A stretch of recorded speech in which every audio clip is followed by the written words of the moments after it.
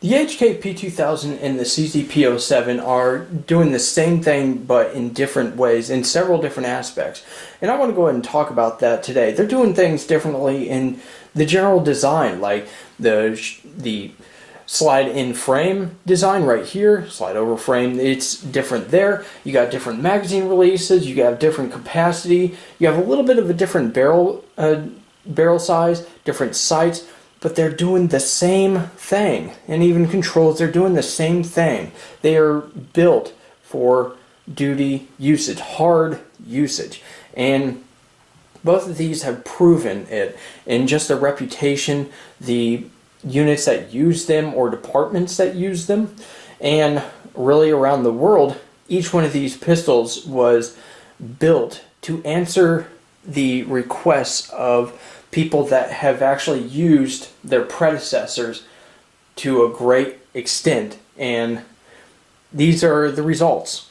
So very respectable pistols, but let's go ahead and look at them for your purposes. So the P2000 came in at about $550 for me. The P07 was around $450, a little bit of a different price range, about $600 MSRP or somewhere around there, and this one comes in at about $900. So what you're finding is the P2000 is very inexpensive these days because the demand is not really that high, but they still get them in. I don't think that they've really been limiting the quantities that they've been importing from Germany, but I do believe that the amount that they always have in stock is not enough to where they can charge a premium like the P30 or the USPs, where they're hard to keep in stock. Now the P07, they're very low in price. I don't think it's because of the fact that they're so hard to come by or they're so easy to come by, but the fact of the matter is, when these things are on sale, they're like $300, and I've seen that a couple times, like on Black Friday sales, or sites going out and liquidating their stock to get whole new stuff in, or just trying to make a sale, quick profit before the end of the year, whatever. But it's very interesting that the price points are where they're at, and I really like that. So let's go ahead and talk about features.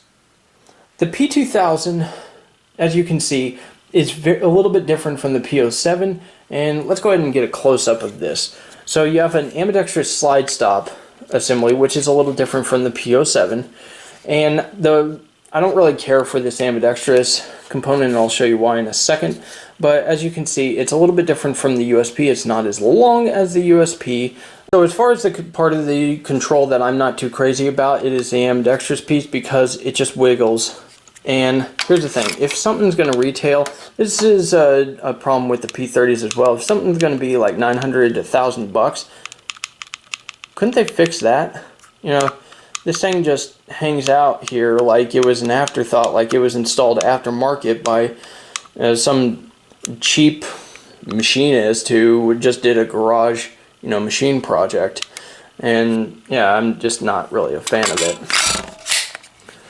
The Decocker here is very nice in my opinion. I like the way that it's out of the way. It's not here. It's not in the way. If I get a two-handed grip, sometimes the Decocker and stuff can get in the way, and I'm not really a fan of that kind of thing happening. So you basically pull down on this and it decocks.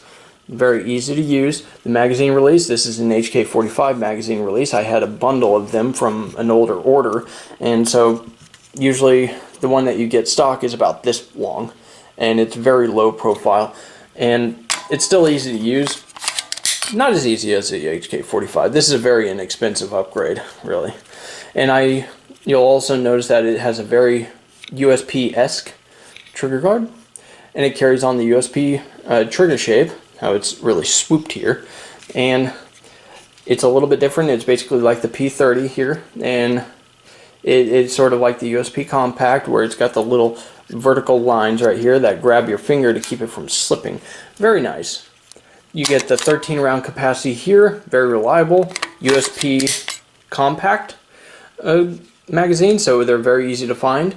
They're relatively inexpensive these days because you can find them pretty much anywhere. So you're looking at about $30 for a magazine, which really is not that bad compared to the P07. We'll get to that in a little bit. The sights here, USP full-size sights. So very easy to find them. Not low profile like the USP compacts. They're very easy to find. The trigger system is a little bit different, but as you can see here, skateboard-esque like texture right here. Very low profile finger groove pattern right here.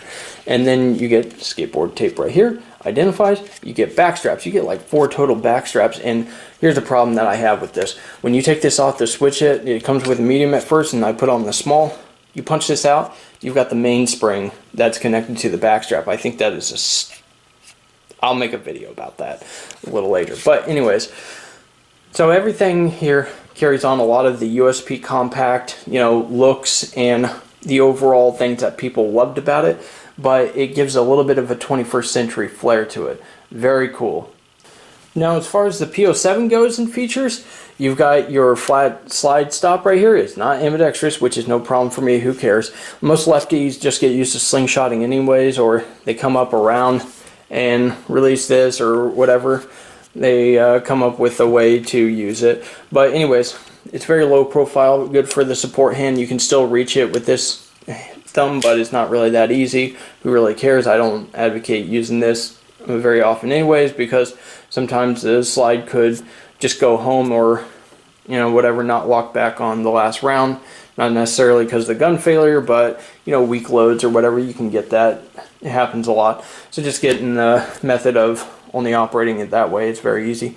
The decocker is in a very easy position. It's very dehorned. It doesn't get in the way too much, but it's still there, and you can't really rest your thumb on it, so you're kind of forced to be out and away from the slide instead of getting caught under. So that's a consideration. It doesn't hurt if you put it against it, but that's just a consideration. So as you can see, the low profile slide here, you have the serrations here, which are a little bit aggressive. They are very sharp and they grab very well. And here, I never noticed that you need to pull only on here. You can get a full-handed grip and charge it. It doesn't take much, and as you can see, flat fingered, pull down, there you go.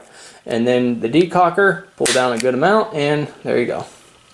Magazine release, button push, very low profile. What Americans seem to like for whatever reason I can't figure out, but anybody that goes to a paddle release typically stays with it. And then you have the trigger here, flat face trigger, no real serrations, and it's kind of flat. It's a little more straight, and the trigger pull is actually, relatively light now after 10,000 rounds, but anyways. The sights on here are very low profile. I like the back. I don't really care for the Allen screws being loose when I first got this, so you'll want to tighten them down if you first get them. Just make sure they're really tight. Don't really need Loctite. I don't ever use it. But I don't like the front sight, how small it is and how it's hard to pick up. I wish this was a little more reversed, and it's kind of hard to get anything out of the front sight because of how recessed the paint is. As you can see there, it's very well recessed in there, so kind of hard to get any gunk out of there.